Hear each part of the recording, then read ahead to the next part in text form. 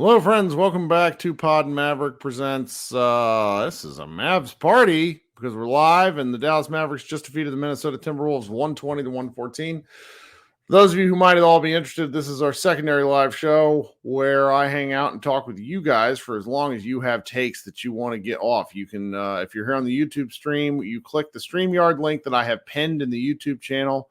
I will bring you up on stage here with me. We can talk a little basketball and I don't know, just kind of see what everybody's thinking. I try to do one of these after every show. We got and I really appreciate you guys hanging out with me.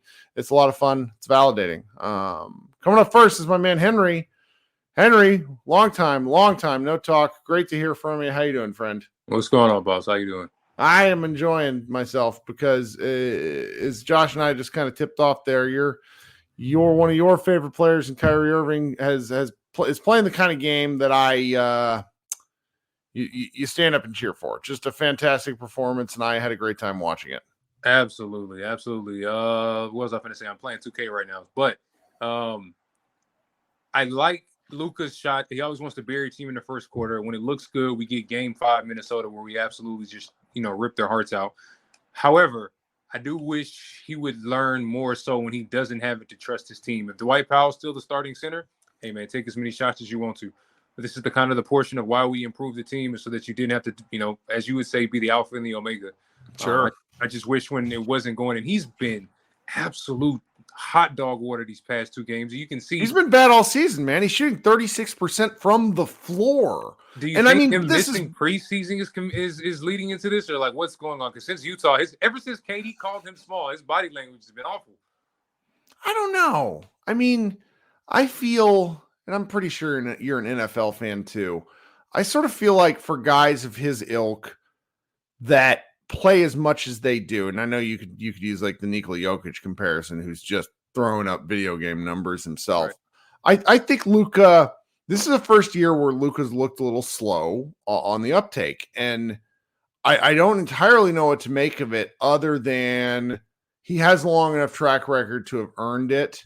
Or to have earned some patience, and the fact that they're winning while he's playing, or at least he's shooting poorly. I think he's actually playing okay. The shooting is pretty bad. Well, we'll see. He's really hunting Clay for assists, and they don't do anything more than 1 or 2 times. I'm a little bit vexed by that in the sense of they're not pressing their easy buttons very often. They'll maybe run a couple double screens for Luka. They have not run a lot of what they did in that first game to free up Clay for shots. That kind of Lively sets a screen for Luka. Clay sets a down screen for Lively. Clay pops up to the top. Like, they're just not running some of that stuff. So that's a defense thing, or do you think he's just experimenting early in the season? I think he's experimenting because you just got a lot of new toys to play with, and you need to see what's what. Okay. Do you think Gafford should go to the bench? Do you think Lively should be starting, or do you kind of like him still experimenting with that? I think what isn't broken, we shouldn't fix as long as Lively is getting more minutes. And tonight they played what I think many people would consider to be the closing lineup for like the final 7 minutes of the game with Lively in at the center instead of Gafford, and they won. So I'm okay with it. Okay. Yeah, that's my only takeaway from tonight. Luka, you got a better team, buddy. If it ain't going your night, just give the ball up because we're winning despite you at this point. And yes, that is a positive, but fuck, is it frustrating to watch. We'll see how they go. Thanks, man. Talk soon, okay? See you, bro. All right. Rain, what's happening, my man? Long time no talk. A very long time. Such a good game to watch. Such a frustrating game to watch. Yeah. Great yell at your TV kind of game. I was in the playback TV, and that's watching both yourself and Slightly at the same time, actually. And there's so many moments. It's just, what the fuck is happening? I'll say, I'll disagree with you on that. I don't think that Luka has been playing that well. Or maybe I should scale it back and say he's had a lot of possessions where he's very clearly frustrated and purposely baited a foul and not gotten the call and obviously gotten pissed. And He's also had his defensive effort has been a lot better, but he still has plenty of positions where he's not paying attention. I think it was the third or the fourth. His back was almost completely turned, and someone ended up going for a three, and I think it was PJ had to come across to cover him because his back was turned to try and close out for the three. Which amazing that PJ even got there in time. And speaking of PJ, like it's nice to see him hit a couple of threes. It's nice to see a bunch of people hit, like Quentin Grimes hitting some threes. Like I don't think we can expect Grimes to be shooting deuces all season. Like this sort of a shooting night feels like what we should be able to expect out of him fairly regularly. Dinwiddie seems like he's just going to be an up and down player. Sure.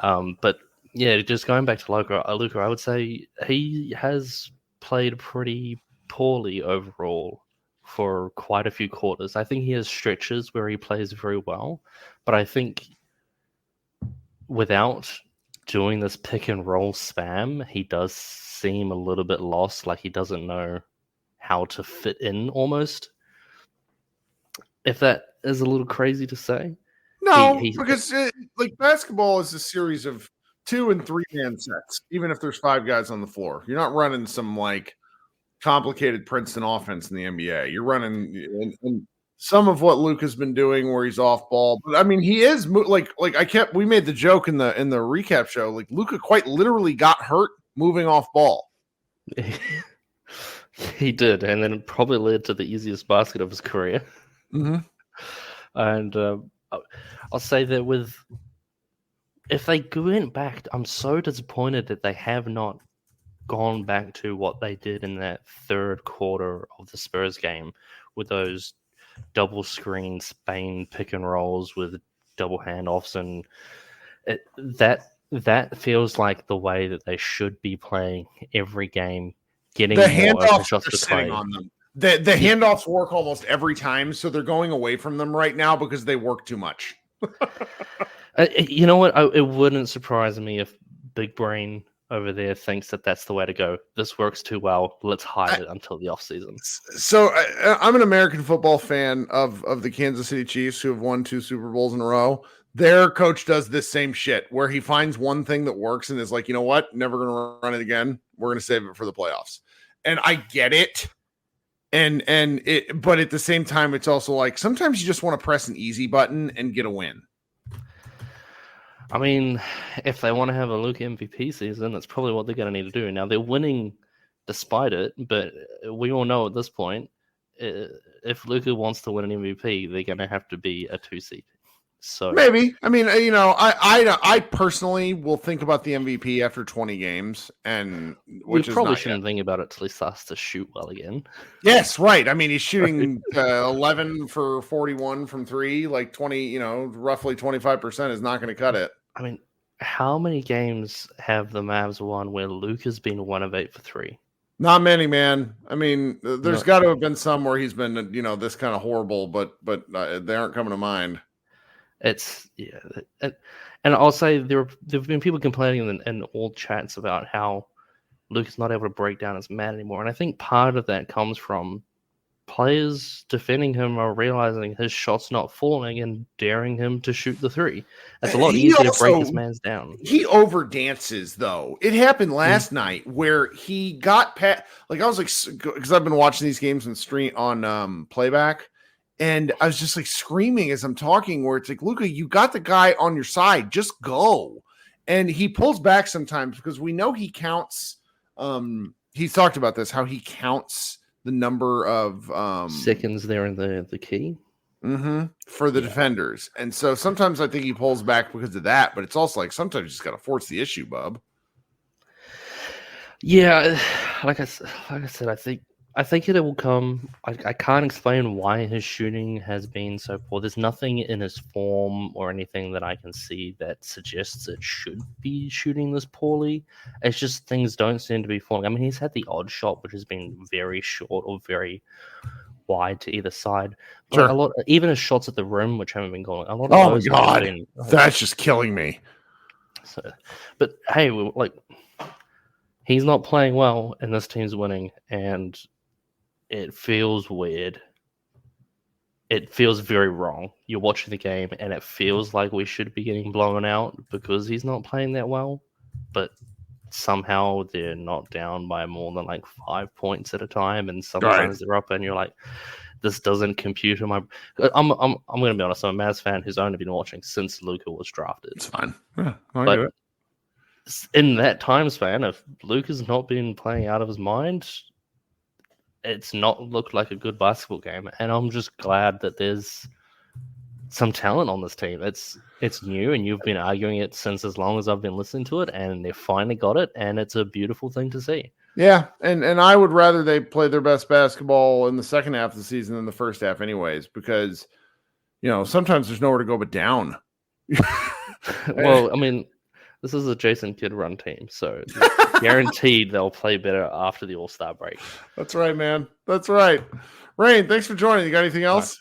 I think that's about it, mate. Thanks, mate. All right. Coming up next is Drew. Drew says he's a Wolves fan, but we like Wolves fans. Drew, what's going on, man? Nothing much, man. How you doing?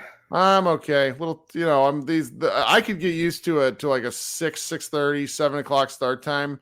Mavs games all normally start at 7:30 to 7:45, and so I'd be like it's just nice to finish. So it means we can talk about the game and then go to bed like human beings. So what's going on?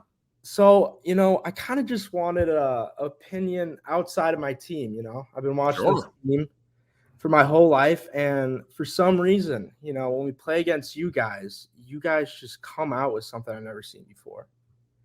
I mean, in the fourth quarter, I had to close my eyes on Luka and Kyrie's shots because I was just terrified. Pretty brutal.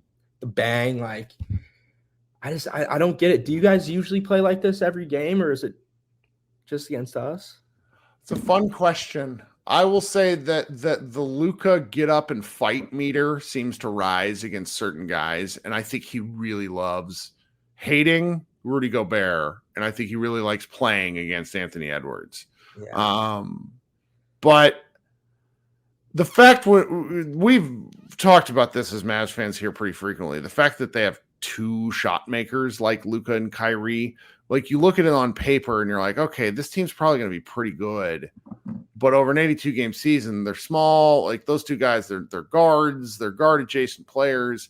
There's just no way. But then you play them in one game, and it's like, fucking hell, are these guys good at basketball? That's that's kind of what it comes down to.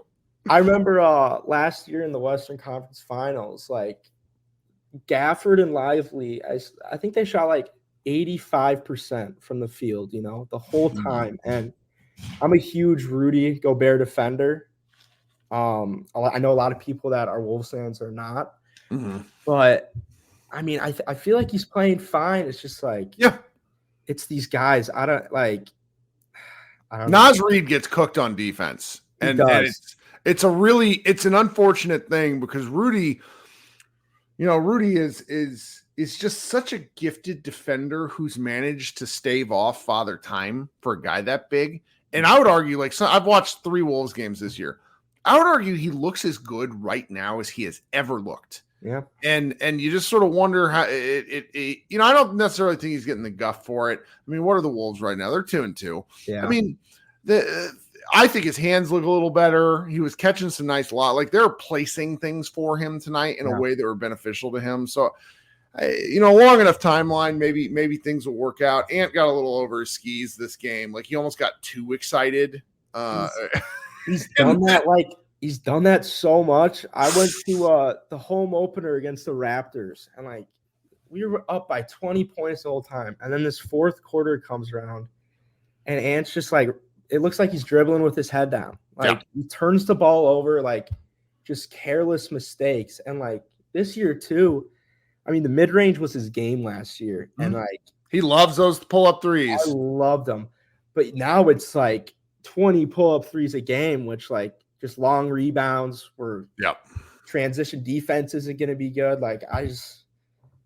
I don't know. I'm a little nervous about this year, but I'm trying to be honest. But I think conclusions, if you're this good of a Wolves fan, to be watching early in the season and then to be joining ops podcasts. I think you got to give him at least 15 games. I will say the one thing that was surprising to me was I was expecting Julius Randle to gunk things up more than he did. Mhm. And I thought he was pretty awesome. Like there was that high-low action between him Yeah. and Rudy once where I was like, oh man, if they work on this like 4 or 5 pick and rolls, that's going to be tough. Yeah, I was really nervous about Randall coming in just because of that. Like, you had like last year a guy like Cat, he could sit in the corner and the defenders would have to get a lot closer to him because he would have that super quick release. But now it's like, they're clogging up the lanes and like I was really scared that Randall would just dribble the ball for 12 seconds and then try to like what he was doing against the Lakers. Yep. But it seems like Finch has really kind of put his foot down and be like, this is how we play basketball here. So I've really enjoyed watching Randall the last couple games. But well, I understand why this one is frustrating for you. Yeah. They'll suss things out though. Where was who's the rookie you guys traded for? Dillingham? Yeah, was he hurt? No. I need him. I need him in games. I love him. Yeah. He got cooked on defense in the preseason. Ah. But I also think, with these 2 new guys coming in, Finch has ran a 9-man lineup every single game. Yeah. So it seems like he's kind of trying to that. get the chemistry together. But we got to back to back, and we play San Antonio the second game. So I expect him, Minot, yeah, that makes sense because Ingles only played 4 minutes. Ingles. Yeah. Joel. He's funny to watch. Yeah. And he's old. I mean, he's my age. He's got to be careful out there. But yeah, I think he'll come in soon. Hopefully. I want to see what he's like. Sure. He's great, man. So well, hey, thanks so much for hanging out with us, all right? Hey, thank you for having me. I really enjoyed it. Sure thing, man.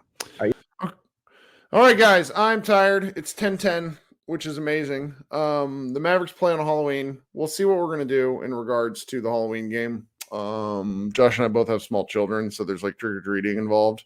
So if we do a podcast, it might be a little bit fibbed where you can tell we haven't watched as much of the game. I know we'll do something. That's the point.